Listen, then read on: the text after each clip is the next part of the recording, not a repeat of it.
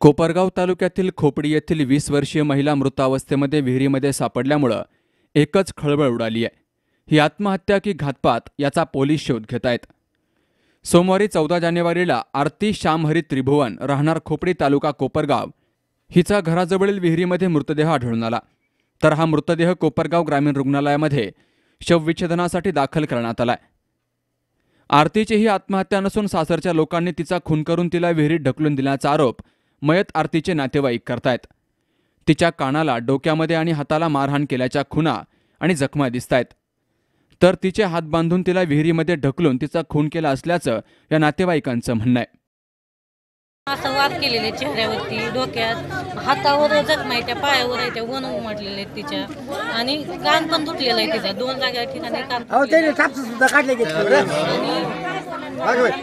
आणि ही आत्महत्या नसून खून केलेला आहे तिचा आणि त्याच्यासाठी आम्हाला न्याय पाहिजे। माझं एकच म्हणणं, फक्त आरोपीला सजा झाली पाहिजे। तुम्ही कोण आहे मुलीची?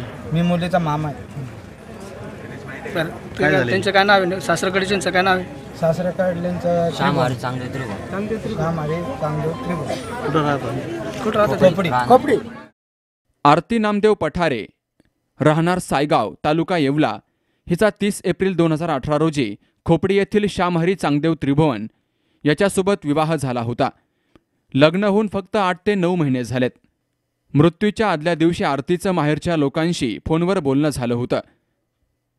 मात्र नंतर तिचा फोन लागत नसल्यामुळे दुसऱ्या दिवशी तिच्या सासरी जाऊन चौकशी केली असता ती घरी दिसली नाही। तर आरतीचा इतरत्र शोध घेतला असता ती घराजवळील विहिरीमध्ये आढळून आल्याची माहिती नातेवाईकांनी दिली आहे। सासरच्या लोकांना अटक करून त्यांच्यावर गुन्हा दाखल करावा या मागणीसाठी आरतीच्या नातेवाईकांनी ग्रामीण रुग्णालयासमोर बसून आंदोलनाला सुरुवात केली।